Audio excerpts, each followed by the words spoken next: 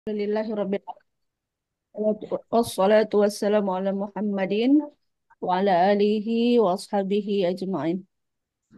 Baik, yang terhormat Kak Sia dan yang saya banggakan Adinda kami Heri Firmansah yang saya kira ini benar-benar apa ya, memotivasi kita juga untuk belajar ulang. Kalau saya bilang sih kita belajar ulang untuk kembali membaca buku guru kita yang sudah lama nggak dibaca. Oke, baik. Minggu lalu sudah didahului di bagian introduction ini dengan paragraf pertama yang menyampaikan tentang apa namanya kungkungan bahasa dan kungkungan modernitas terhadap bagaimana menerjemahkan makna hukum dalam hukum Islam. Begitu kalau nggak salah ya. Secara umum begitu ya kesimpulannya. Di mana kungkungan itu di eh, antara lain disebabkan karena gagalnya kita menghasilkan satu istilah yang bisa mewakili hukum Islam. Dalam hal ini tentu yang dimaksud adalah bahasa Inggris atau budaya Inggris yang sangat berbeda dari apa yang digambarkan atau dari apa yang ingin menggambarkan bagaimana hukum Islam itu. Oke. Ini di paragraf kedua kita akan masuk pada contoh take for instance the most central concept underlying the study, the very term law. Ambil sebagai contoh dari, ntar ya kakak dari tadi mau minum belum jadi. Mana ya? Maaf ya.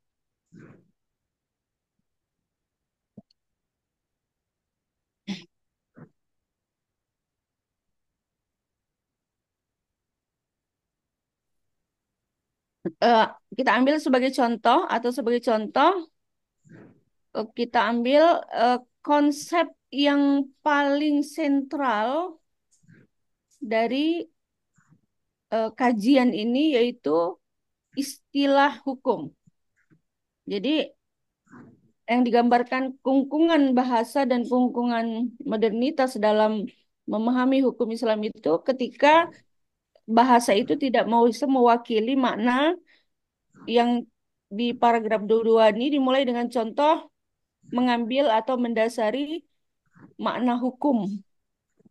Jadi ketika mendasari makna hukum ini kemudian dihubungkan dengan arguably cultural and conceptual ambiguities related to this term, yaitu bahwa bisa dikatakan ambugitas. Ambugitas itu apa kalau bahasa Indonesianya apa ya?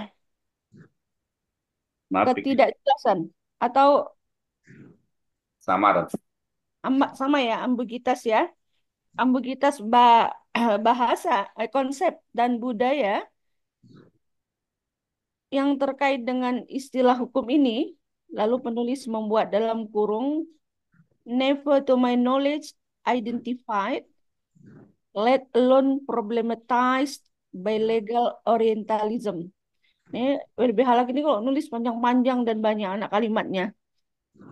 Sering harus membuang-buang dulu. Kalau saya harus membuang-buang dulu yang dalam kurung baru oh ini poinnya begitu. Jadi di dalam kurung itu dikatakan oleh penulis bahwa menurut pengetahuan dia never to my knowledge bahwa sepanjang yang dia tahu dia tidak pernah never ya tidak pernah mengidentifikasi eh, atau bahasa itu atau istilah itu istilah hukum tadi maksudnya tidak pernah diidentifikasi ataupun tidak pernah dipermasalahkan oleh orientalism atau oleh orientalis di bidang hukum, orientalisme hukum. Itu menurut dia. Jadi Jadi dia bisa mengatakan bahwa ambiguitas budaya dan ambiguitas konsep yang terkait dengan istilah hukum itu, menurut pengetahuan dia itu tidak pernah diidentifikasi dan tidak pernah dijadikan masalah atau dipermasalahkan oleh para orientalis orientalis hukum. Pengetahuan dia yang akhirnya budaya atau ambiguitas budaya atau culture concept tadi are responsible for a thorough and systematic misunderstanding of the most significant features of the so-called Islamic law. Ini Mami Heri bahasa Inggrisnya udah bekarat ini, udah lama sekali nggak baca. Udah pati nanti Prof. Eh, apa intonasinya sudah tidak pas, ini apa pronunciation-nya juga udah entah gimana ini. Tapi lumayan lah ini untuk olahraga mulut ini ya kan, udah lama. Jadi katanya tadi bahwa bisa dikatakan ambiguitas konseptual dan atau budaya tadi yang berhubungan dengan dengan istilah hukum itu eh yang menurut dia tidak pernah diidentifikasi dan tidak pernah dimasalahkan oleh para orientalis itu menjadi sebab atau bertanggung jawab artinya menjadi sebab kedua hal tadi atas terjadinya kesalahpahaman, a thorough and systematic misunderstanding, kesalahpahaman yang menyeluruh dan tersistematis. Eh, menyeluruh dan tersistematis. Saat ini tuh bisa saja itu terjadi dengan diri sendiri juga ya, kalau sementara gitu ya. Terhadap features, features itu kalau kita apa ya? Fitur-fitur kalau bahasa kalau di Indonesia kan menjadi fitur, tapi fitur apa kalau bahasa Indonesianya? Eh, terhadap mungkin prinsip-prinsip atau sifat-sifat ya, features. Features itu kan gambaran. Kalau dalam tulisan sastra itu kan feature, dalam tulisan kewartawanan features itu adalah tulisan yang ringan dan menggambarkan apa yang disebut dengan Islamic law. Jadi konsep terhadap istilah hukum yang itu menjadi sebab paling paling mendasar terhadap kesalahpahaman atau misunderstanding dalam memahami hukum Islam secara menyeluruh dan tersistematis. Dan memang istilah itu katanya, kata penulis, tidak pernah, menurut dia, sepanjang yang dia tahu, tidak pernah diidentifikasi dan dipermasalahkan oleh para para orientalis hukum.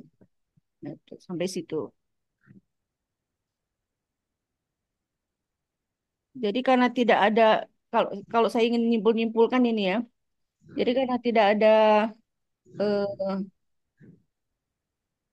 kajian-kajian untuk mengidentifikasi dan bahkan tidak ada yang mempermasalahkan, akhirnya ambiguitas konseptual dan ambiguitas budaya itu terus langgeng terhadap kesalahpahaman dalam memahami istilah apa yang disebut dengan hukum yang kemudian mengarah kepada apa yang disebut dengan hukum Islam. Tuh. Kayak mana? Bisa dipahami? Bisa, Bisa, Pak. bisa dipahami ya? Karena Memang kan payah kalau bahasa Indonesia sendiri kan kalau bahasanya WLB Halak ini kan memang payah gitu kan. Cuman itu udah paten lah kan. oke ya, subjected to critical scrutiny in Europe for over a century. Aku pun udah payah nih nyebutnya. Islamic law could only disappoint. Jadi subjek itu kayak tunduk pada, mungkin tunduk pada atau berada di bawah eh, kalau kita bilang perhatian atau perhatian atau perhatian lah kita katakan perhatian yang kritis gitu ya di Eropa, lebih dari 1 abad, hukum Islam itu hanya eh, mengecewakan, hanya dapat memberi kekecewaan. Ini dalam kaitannya dengan ambiguitas konseptual dan cultural tadi. Pemahaman terhadap hukum Islam itu hanya mengecewakan bagi mereka. It could never match up to any version of European law. Bahwa hukum Islam itu tidak pernah match up. Match up itu mungkin lebih sesuai gitu ya, sesuai atau mengimbangi mungkin. Hukum Islam dianggap tidak pernah mengimbangi versi manapun dari hukum Eropa, hukum yang ada di Eropa. Jadi ketika mereka memahami istilah Islamic law itu, yang mereka dapati hanya kecewaan, ternyata beda gitu kira-kira, tidak bisa menyamai hukum-hukum di Eropa. Karena apa yang mereka harapkan itu mungkin tidak seperti apa yang mereka dapatkan tidak seperti yang mereka harapkan. It was seen as ineffective, inefficient, even incompetent. Jadi hukum Islam itu, Islamic law tadi, it was seen dianggap atau dilihat sebagai uh, tidak yang sebagai hukum yang tidak efektif, tidak efisien, bahkan tidak kompeten. Langsung ya disimpulkan di pendahuluan itu. Nanti mungkin akan dibahasnya di dalam. It mostly applied to the private sphere of personal status. Hukum Islam sebagian besar diaplikasikan pada aspek hukum privat dari hukum personal. Jadi kayak ahwalus saksianya. Lebih cenderung kepada hukum personal atau ahwalus saksiyah. Nah, ini menarik sekali dia menggunakan istilah divorce. Apa ini maksudnya kan?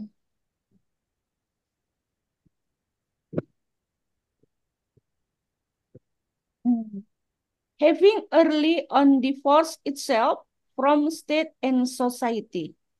Jadi kan kebanyakan tadi kan atau sebagian besar itu diaplikasikan pada aspek private atau aspek hukum personal atau akhwalus saksiyah.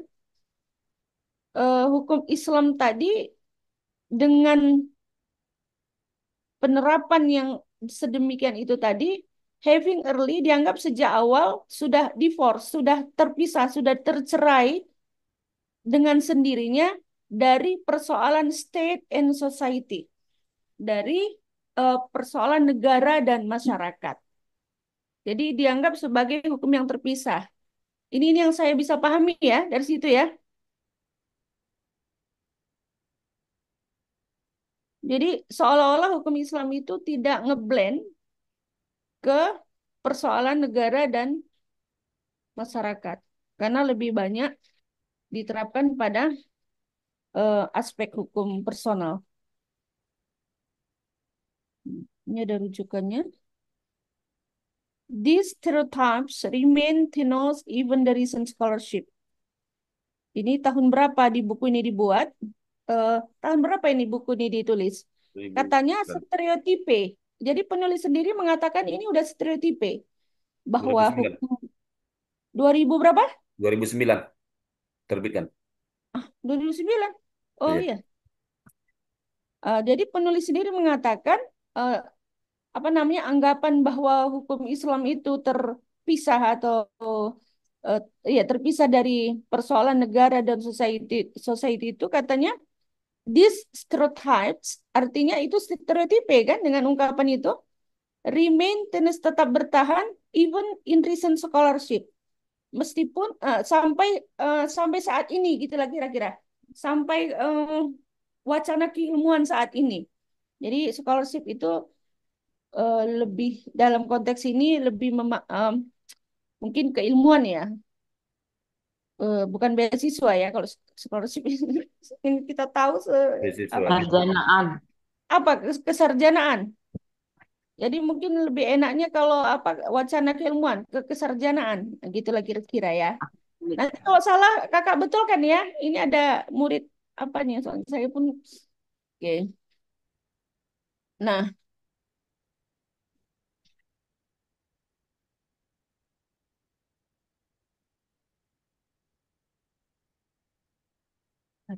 oh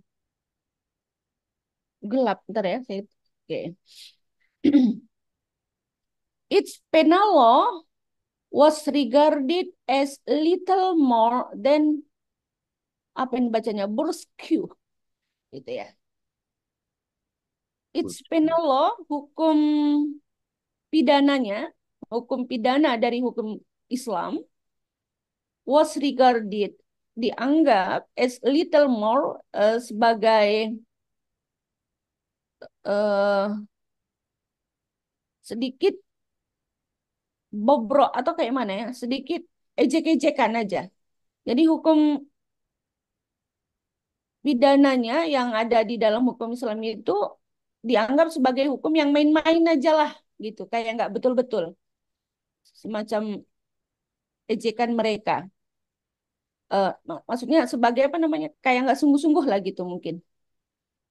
Apa katanya? It never had much practical importance, bahwa hmm, it- bahwa dia pada prakteknya gitu ya, mungkin pada prakteknya itu justru tidak pernah memberi kepentingan yang cukup bagi masyarakat, kira-kira gitu. Jadi secara kepentingan praktis,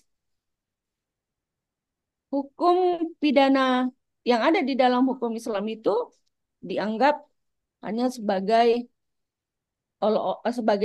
main-main dan tidak memiliki kepentingan praktis sama sekali. Ini ini ini yang ditulis penulis ya menurut saya. Dan kenyataannya and was in fact downright deficient. Dipandang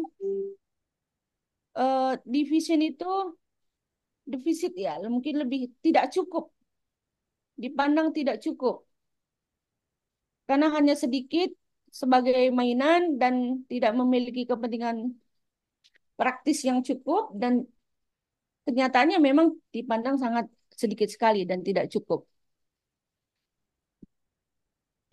Of course, much of this was colonialist discourse and doctrine. Ya, tentu saja katanya. Jadi menarik juga ini. Uh, Much of this, kebanyakan dari pandangan-pandangan ini adalah wacana para kolonialis. Nggak para kali ya. Pandangan kolonialis gitu aja, karena nggak ada jamaknya. Dan doktrin mereka.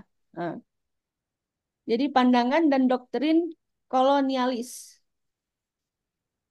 Dalam kurung, though knowledge potent for all that. Ini apa namanya, prase-prase yang cukup cukup merepotkan saya ini sebenarnya ya kan. Tentu saja pandangan-pandangan ini adalah doktrin dan wacana kolonialis yang meskipun meskipun potensinya itu tidak kurang dari semua, for all that, potensinya itu tidak semua itu kayak mana sih kalau bahasa Indonesianya nih. Ini kasihan yang bagus ini menerjemahkannya. Though knowledge potent for all that. Meskipun potensinya atau katakanlah kekuatannya mungkin ya eh, tidak kurang dari semua itu. Lupakanlah itu. Saya kira itu hanya kalimat penjelas, tapi saya nggak punya Iya. bahasa Indonesia yang mewakili itu ya. Saya kira itu kalau ketika kita tidak terjemahkan, tidak mengurangi makna karena dia semacam tambahan informasi. Tentu saja, kebanyakan kita ulang ya. Of course, much of this was colonialist discourse and doctrine.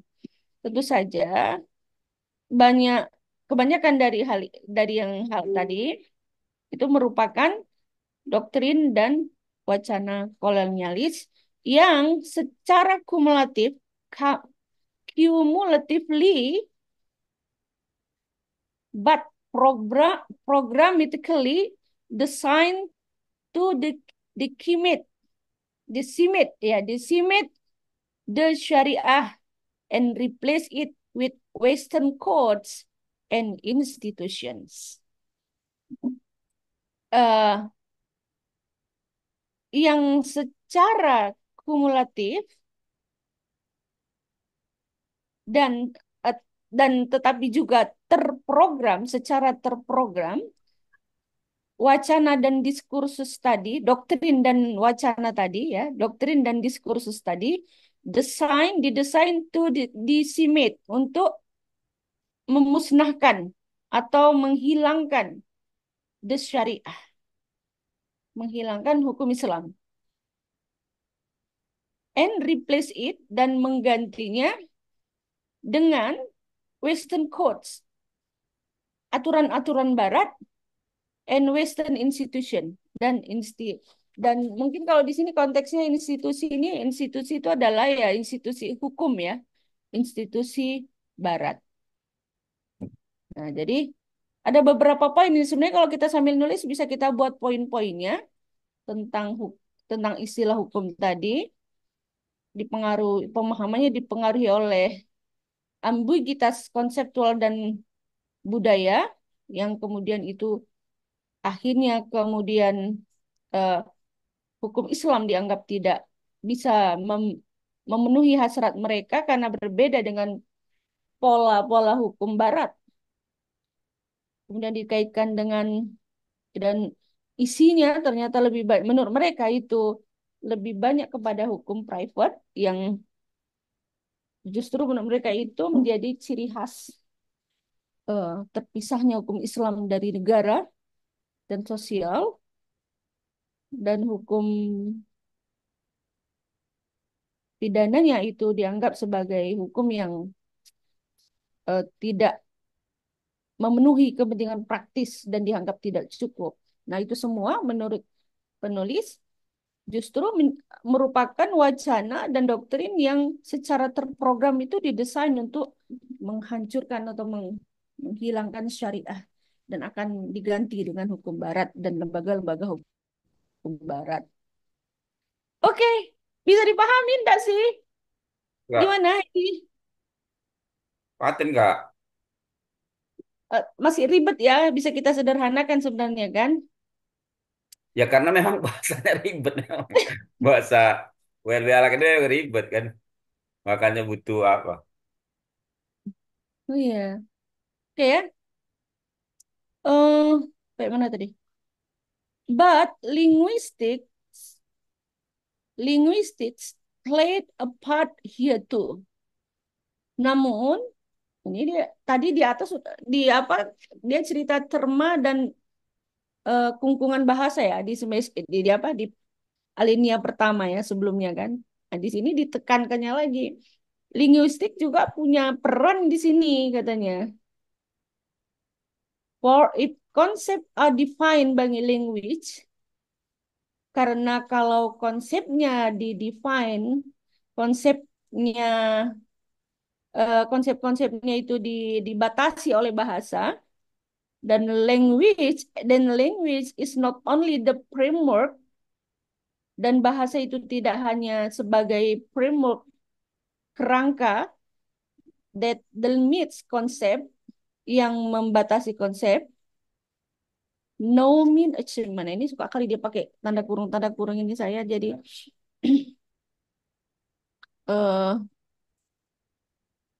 apa ya no mean achievement no itu tidak mean berarti achievement pencapaian jadi no mean pencapaian tidak berarti pencapaian habis tapi kok saya nggak ngerti menghubungannya ke kalimat ini ya kita ulang lah ya but linguistics played a part here too for its concept if concepts are defined by language, then language is not only the framework that delimits concept, no mean achievement, but also that which controls them. Them-nya ini kembali ke konsep-konsep tadi. Namun di sini linguistik juga punya peran katanya, karena konsep-konsep yang didefinisikan atau dibatasi oleh bahasa, dan kemudian bahasa itu eh, tidak hanya merupakan kerangka yang membatasi konsep-konsep, bukan berarti pencapaian, lupakan yang dalam kurung, tetapi juga is not only, tidak hanya, jadi then language is not only, bahasa tidak hanya merupakan kerangka yang membatasi konsep, but also, tetapi juga mengkontrolnya. Nah, dapat poinnya tuh. Jadi, linguistik juga punya peran. Kenapa? Karena konsep yang didefine atau didefinisikan oleh bahasa atau yang diartikan oleh bahasa dan kemudian bahasa itu tidak hanya menjadi kerangka yang membatasi konsep tetapi juga mengkontrol mengkontrol maknanya kan gitu kan. Jadi sehingga pastilah linguistik punya peran. Tentulah dalam Islam juga ada pendekatan bahasa kan.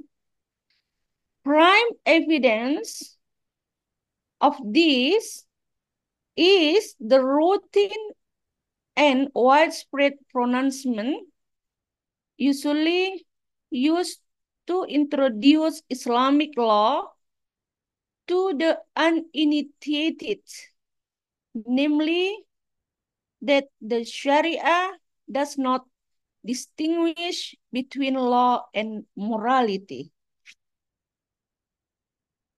Uh, Prime evidence, bukti yang paling utama dari peran linguistik tadi, mungkin ya, ini mungkin ya saya nanti kita bukti yang paling utama dari ini, dari peran tadi, dari linguistik tadi mungkin adalah the routine and the widespread pronouncement.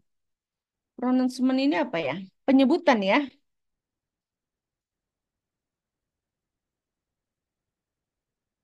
Lebih tepatnya.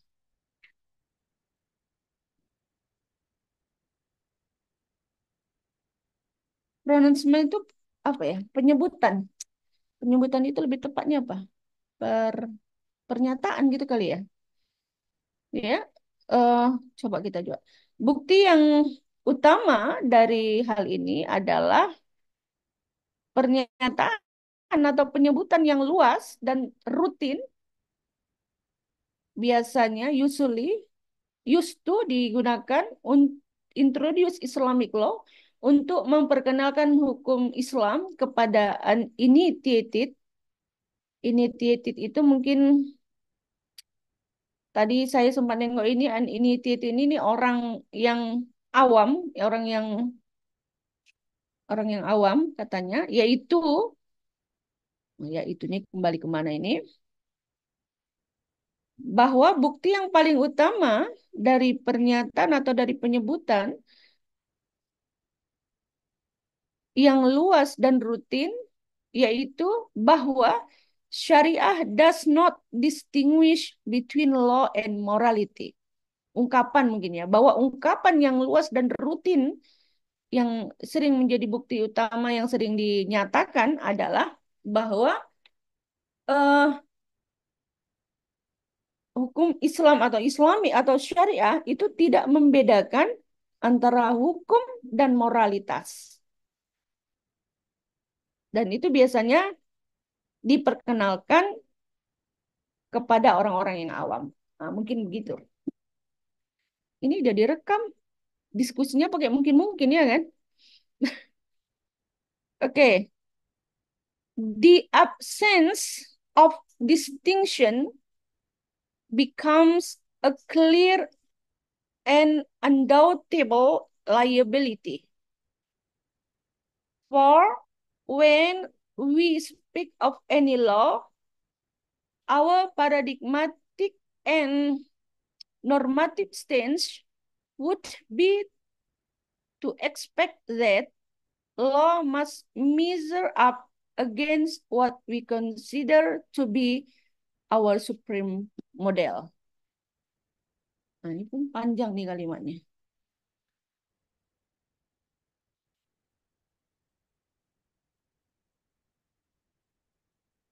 Eh, ke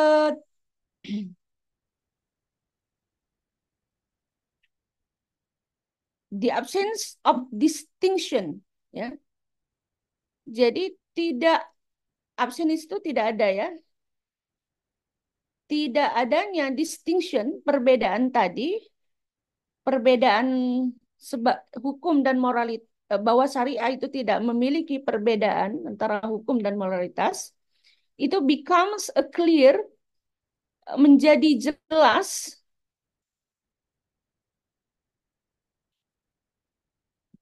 and undoubtable liability, dan tidak diragukan lagi, when, mana tadi sampai mana? For, karena, when we speak of any law, ketika kita bicara tentang hukum, hukum any law itu maksudnya hukum manapun, hukum apapun. Ketika kita bicara tentang hukum manapun atau hukum apapun, eh stance paradigma dan normatif atau apa ya, lebih kepada sikap mungkin ya, sikap sikap normatif dan paradigmatif kita itu lebih mengharapkan atau mengharapkan bahwa hukum tersebut measure up, harus terukur atau sesuai mungkin ya, against what we consider to be our supreme model, sebagai terukur ketika dianggap sebagai hukum itu terukur sebagai menjadi model yang supreme, yang tertinggi. Jadi hukum itu adalah model tertinggi yang akan diikut.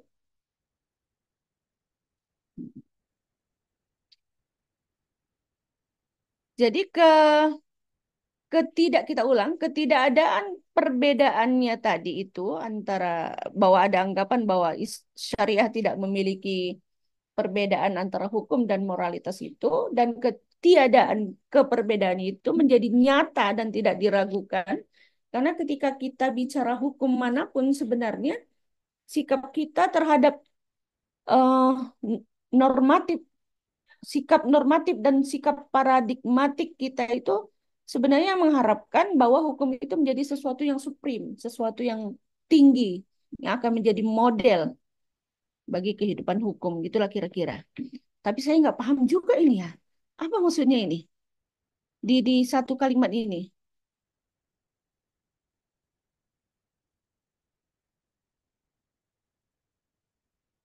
Ah, nanti kita ulang lagi. The moral dimension of Islamic law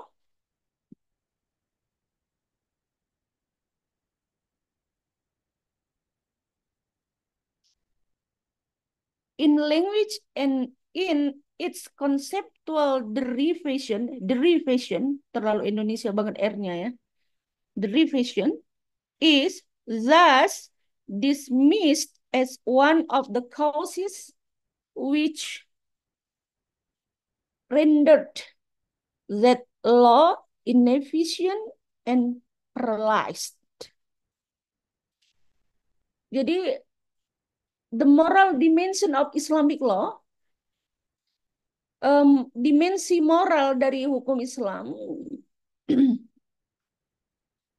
dalam konteks bahasa tadi ya, in language and its conceptual derivation, dan dalam konteks bahasa dan derivation dalam turunan konsepnya adalah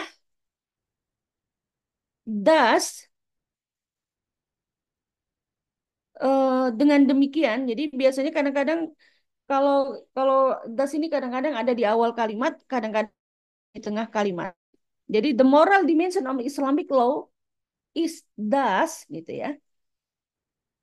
Dimensi moral dari hukum Islam Dengan demikian is dismissed. Dismissed itu kayak di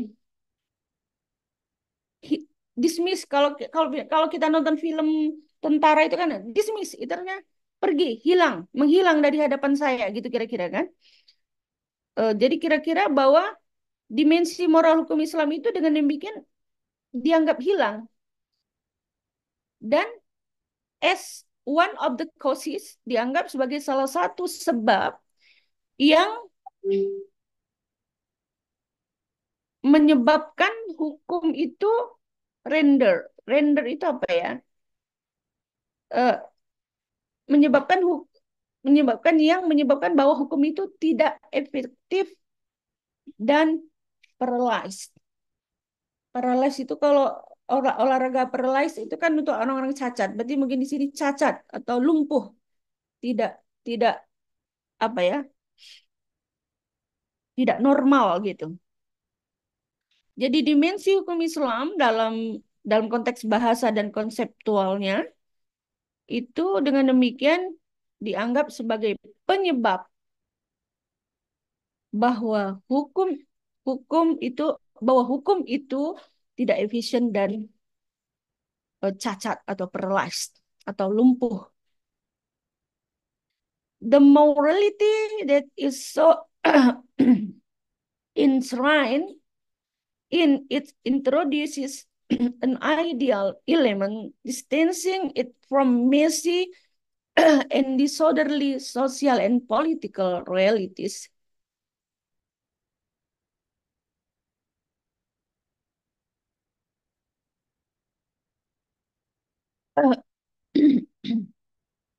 Jadi mana tadi?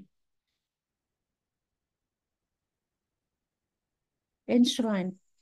The morality atau moralitas that is so enshrined yang digaungkan in it, di dalamnya, di dalam wacana tadi, introduces, memperkenalkan elemen, an ideal element, elemen yang ideal, distancing it from messy, yang menjauhkannya, menjauhkan hukum tadi, from messy and disorderly social and political realities, yang justru menjauhkannya dari realita politik sosial yang kacau, yang tidak teratur, disorderly, tidak teratur, and messy, messy itu berantakan kayak you are so messy, kau berantakan kali ya, tidak rapi gitu, ya, jadi berantakan. Jadi moralitas yang diagung-agungkan, yang di, diagungkan tadi itu di dalamnya memperkenalkan sebuah elemen yang ideal yang menjauhkan dari realita politik dan sosial yang tidak teratur. Morality is therefore fated to be dismissed as rhetoric, nothing more. Its adverse effects in the law are cause for lament, but not usually for analysis. Although, when attempted in very recent studies, analysis has yielded some enlightening results. Uh, Therefore, atau morality is therefore, oleh karena itu, moralitas, fated, fate itu nasib ya, nasib, takdir. Jadi oleh karena itu, moralitas bernasib atau ya bernasib to be dismissed as rhetoric, hanya menjadi sebuah retorika saja, nothing more, tidak lebih. It adverse effect, efek jeleknya in the law, di dalam hukum, are cause for lament. Jadi efek jeleknya atau efek buruknya di dalam hukum menyebabkan penyesalan, menyebabkan sesuatu yang disayangkan. Jadi sebuah penyesalan. But not usually for analysis, but not, tetapi tidak biasanya for analysis, untuk analisis, untuk dianalisis. Although when attempted, walaupun ketika dicoba atau diusahakan in very recent studies, di kajian-kajian belakangan ini, analysis has yielded, analisis telah melahirkan some enlightening result, beberapa hasil yang menggembirakan atau mencerahkan atau ya menyenangkan gitu. Nah, ini sudah dibaca ini Pak Heri sampai sini aja ya, udah banyak. Tapi saya yakin saya pun beberapa jelas nggak paham ini. Harus kita baca ulang lagi. Nah, gimana Pak Heri? Kalau terserah yang bacanya, kalau sampai sini kalau lanjut lanjut ah. Tapi Capek kami udah. udah capek ya. Hmm. Oke, Ini di awal-awal nggak usah banyak-banyak dulu. oke. Yang penting kita konsisten dulu ya. Kita Ya. pahami dulu satu bab ini. Jadi kalau satu bab, sorry, satu paragraf, satu paragraf ya. Jadi dia memberi contoh ya. Kalau saya coba menyimpulkan ya dari yang dari yang paragraf lalu ada apa namanya, kungkungan bahasa dan kungkungan modernitas dalam memahami hukum Islam, Islamic law. Jadi di konteks bahasa saja pun sudah sulit memahami hukum Islam karena ada perkembangan budaya dan bahasa terutama di dalam konteks Barat tadi ya, Eropa yang menggunakan bahasa Inggris. Sementara orang yang menganut atau orang yang memperpegangi hukum Islam itu tidak pernah pakai bahasa Inggris gini kan, none of them English.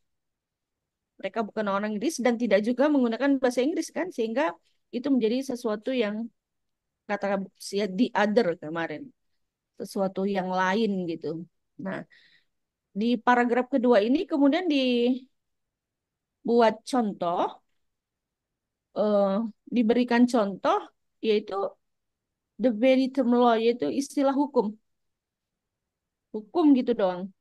Memang akhirnya kemudian memunculkan atau mempengaruhi ya ambiguitas konseptual dan budaya itu kemudian akhirnya mempengaruhi makna hukum itu. Jadi penguatan ini sebenarnya di bab 2 ini penguatan dari bab lagi paragraf pertama. Jadi penguatan paragraf pertama bagaimana eh, istilah hukum dan kemudian nanti hukum Islam itu dipengaruhi oleh budaya yang terus berkembang menjadi modern. Nah, dalam konteks itu kemudian dalam kajian-kajian berikutnya di Eropa hukum Islam itu dianggap tidak efektif, bahkan dianggap sebagai hukum yang terpisah dari masyarakat dan negaranya. Hukum pidananya tidak dianggap, malah tidak apa namanya, dianggap tidak. Ya, saya kira dalam konteks budaya kan kita ada potong tangan gitu misalnya kan, hukum potong tangan bagi pencuri, kisos, membunuh, dibunuh itu jelas bertentangan dengan budaya mereka. Maka mereka mengatakan never had much practical importance, nggak punya kepentingan praktis. Karena mungkin itu tadi ada kungkungan budaya juga yang mereka sebenarnya ambigu, tidak tidak menerima itu gitu, sehingga kemudian pemaknaannya pun dengan sendirinya terbatasi di, Yang tidak menerima budaya Barat berarti ini. iyalah budaya Menurut, barat menurut apa ya? menurut penulis. Hmm. Dan ini kita mencoba memahami apa yang dimaksud oleh penulis ya, itu tapi itu pun saya begitu ya. Malah itu katanya kan itu sengaja terprogram didesain untuk memusnahkan syariah, mengapa namanya, dikimit ya, disimit ya, disimit itu kayak menghilangkan syariah dan akan menggantinya dengan lembaga dan hukum-hukum barat. Nah, selain itu secara linguistik pun konsep-konsepnya itu tentu saja berada dalam kerangka dan batasnya, atau konsep-konsepnya terbatas tentu saja apa namanya membatasi pemaknaan itu. Jadi kayak kayak memperkuat lagi dari aspek bahasa. Nah, misalnya ada ungkapan bahwa hukum Islam itu eh, tidak membedakan antara hukum dan morality. Kenapa? Karena mungkin itu tadi saya sih nggak tahu, tapi ini menduga ya bahwa misalnya eh, penal law-nya tadi itu atau hukum pidananya itu kan terkesan tidak bermoral bagi mereka. Sementara hukum keluarga terkesan itu tidak perlu campur tangan pemerintah dan tidak blend dengan masyarakat atau society. Jadi seolah-olah nggak ada moral, terpisah menurut mereka. Nah, ini kan pemahaman yang dipengaruhi oleh kungkungan budaya. Nah, itulah dia. Sekira yang ujung-ujungnya ini eh, masih mempertegas tadi. Kata kuncinya ini ada di mana ya? Ini tadi konsep dan konsep cultural and conceptual ambiguity apa namanya? Justru memunculkan pemahaman yang salah atau misunderstanding yang tersistematis dan menyeluruh itu kata kuncinya. Yang di bawahnya itu kayaknya menjadi penjelas-penjelas. Kayaknya gitu ya Bu Sia ya. Bu Sia ini jagonya ini. Saya harus baca ulang-ulang kalau halak ini memang lumayan lah.